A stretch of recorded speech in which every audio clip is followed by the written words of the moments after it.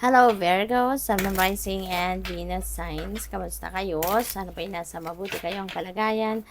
Welcome back po sa Star Tarot at kung bago kayo rito, welcome din po kayo. Please subscribe, like, share my videos, and leave me a comment kung nakaresonate po kayo. Thank you.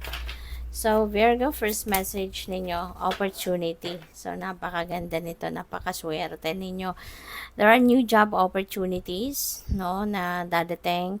Magkakaroon din ng change of workplace or business trip, no? Pwedeng kayo ay babiyahe related sa inyong negosyo or maaaring magkakaroon kayo ng pagbabago sa lugar, sa trabaho. Pwedeng ma-promote kayo, no? At pwedeng malipat kayo sa ibang branch, kunyari, ibang lugar, 'di ba? Or pwedeng yung change of workplace na to is a different employer. No, maaring ito yung new job opportunity ninyo and you're going to grab that and yun, magbabago kayo ng employer, magbabago kayo ng lugar, ng opisina, ng pinagtatrabahuan, no? So, the change is coming na sakto lang, 'di ba? Kasi pwede rin na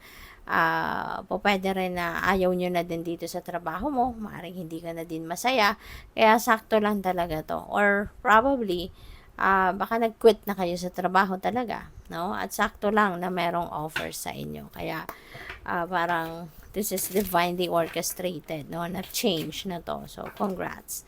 So, maraming salamat din, no, for subscribing, Virgo. And if you haven't subscribed yet, subscribe na po kayo. Thank you. So, we have 222. Ayan, that's angel number 222. You are in alignment, no, with the divine. You are in alignment ngayon sa inyong destiny. And part of that alignment, no, the divine is sending you new friends, new connections, whether that is in friendship or romantic relationship. Meron ditong mabubuong mas matibay, no, na relasyon or connection, no, with other people. Family ties also, magkakaroon kayo ng mas stronger ngayon na relationship with family members. Things will be in balance. Meron ditong mga decisions, life choices na pwedeng gagawin kayo. Maybe some of you is going also to enter a compromise. You're going to commit, no, with something or with someone, and magtitiwala, no, matututo kayong magtiwala sa ngayon, maybe sa mga tao sa paligid ninyo that you're going to deal with, or trust yan sa divine plan, or trust yan sa sarili mo, no? So, sabi dito, how do you move forward toward your life's true calling? Ayan, this is something na magandang pag-isipan. Do what makes you happy. Ayan, yun ang advice sa inyo. Gawin ninyo kung ano makakapagbasaya sa'yo. Gawin ninyo kung ano yung whatever it is that will make your soul sing, diba? Your enthusiasm is what keeps you going. So follow your interest if it's big-based something. Following these routes will help you discover your life's purpose, no? So maganda kasi parang unti-unti you are being guided towards finding your life purpose. For those of you, no, Virgo, na hindi pa ninyo alam kung ano ang purpose ninyo sa buhay, no? So you are going to be led to that path, no, in the next few days or in the next couple of weeks. So, maraming salamat, no, for not skipping the ads. Malaking tulong po yan sa akin. At saka kung gusto po ninyo mag-join sa membership, just click the join button po sa baba ng video. And sa mga cross-watchers natin, hello po sa inyo. So, ayan, may new job opportunity, diba? Ace of Fire as well, no, signifies that there is an opportunity as well, no? And may be related din talaga ito sa trabaho. This could be a new career path, no, na magbubukas para sa inyo. So, all you need to do is to take action towards that. When that opportunity knocks, pagbuksan mo agad, take it into consideration, pansinin ninyo agad, and take action. Okay? Wag na kayong magpatumpik-tumpik pa because this is like a heaven-sent opportunity. Okay? So, maaaring matagal mo nang hinihintayan, matagal mo nang pinagdadasal yan na opportunity na yan. So, we have to aware, no? Maaaring hindi lang ito iisang oportunidad, kaya may pagkalito na magaganap si Virgo. So, maybe there are one or two or more na job opportunity or career opportunity dito ang papasok.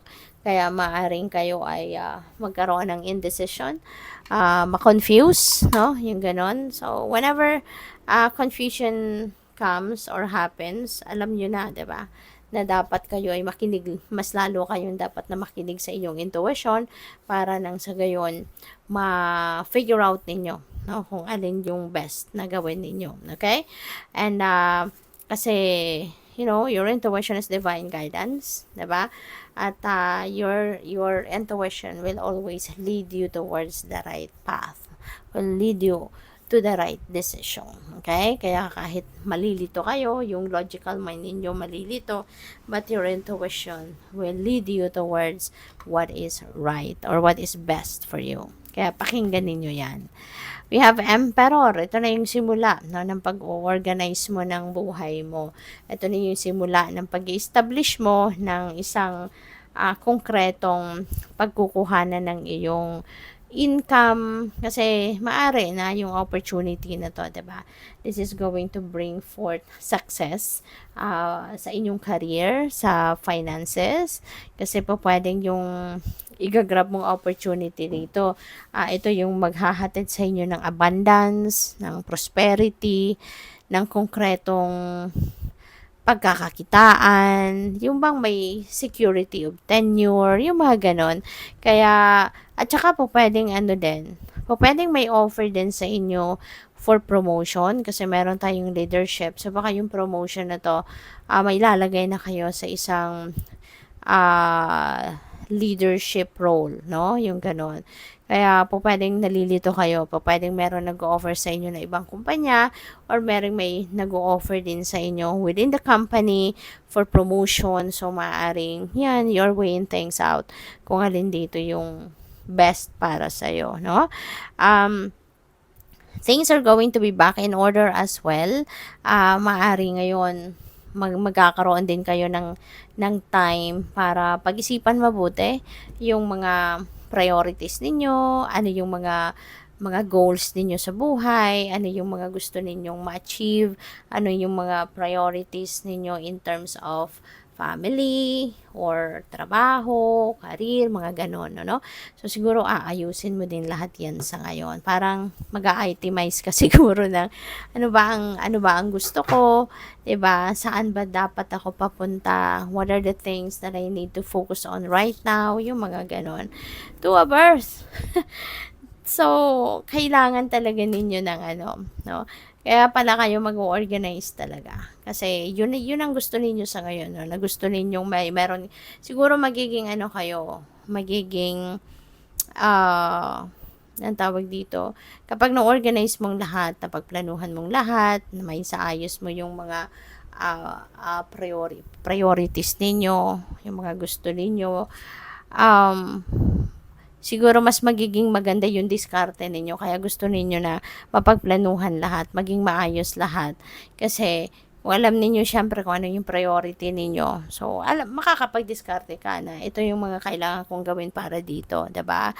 You'd be able to to balance everything then pag alam mo kung saan ka papunta, kung alam mo kung ano yung uunahin mo, kung alam mo kung ano yung pinaka gusto mong ma-achieve. So, syempre, yun muna ang uunahin mo. 'Di ba? Kaya, this is really diskarte na gagawin mo sa ngayon. Gusto mo maging maayos ang lahat. Ayaw mo nang maaaligaga ka. Kasi, si Virgo, ang sipag 'di ba? Ang dami ninyong pwedeng gustong gawin.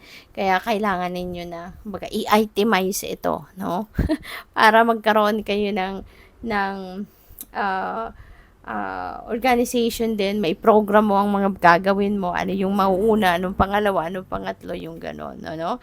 So, yun, kailangan mo din na magbalanse, okay? Para hindi fragmented ang isip mo, hindi ka aligaga, yung kahit papaano, magkakaroon ka talaga ng oras sa lahat ng bagay, no? Kaya, yun ang kailangan mo. I-organize ang lahat. At maganda rito, masaya ang pamilya, no? Magiging masaya ka, magiging masaya din ang inyong pamilya. You are receiving a lot of blessings, no? Maraming biyaya ang dadating sa buhay mo. Maraming biyaya ang papasok, no? Siguro ano din ito, hindi lang kayo nagmamahalan, kundi there is harmony, nagkakaintindihan ang lahat, kaya masaya ang lahat. At saka siguro kung ano yung needs ninyo, at saka wants ninyo as well, maring nandiyan dyan, no? Ini-enjoy ninyo. Kumbaga, komportable kayo. You're living a more comfortable life. Kaya masaya ang bawat isa. You know, pwede rin na meron ditong banding, na magbabanding siguro kayo ng mga kapamilya mo. Kaya talagang mag-enjoy ang bawat isa kasi you will be spending quality time, no, with the rest of the family. So pwede rin dito na merong wish fulfillment. Baka meron kayong wish para sa sarili mo na natupad na, or wish mo para sa pamilya mo, no? At maaring natupad na. Kaya talagang bonggang-bongga ang kasiyahan ninyong lahat. We have 3 of water. Ayan. So, celebration ito. Kasiyahan, Virgo. So, maaring meron kang achievement, meron kang maaring yung bago ninyong trabaho, 'di ba? Or bago ninyong pagkakakitaan, ito yung isa-celebrate ninyo. Or maybe may okasyon, no? Baka merong okasyon sa pamilya, or okasyon ng kaibigan, 'di ba, na maaring kayo ay maiimbitahan. So, this is a time, no, na you're going to enjoy the company of the family or friends or both. So, good luck. Thank you for watching. Love and light. Namaste.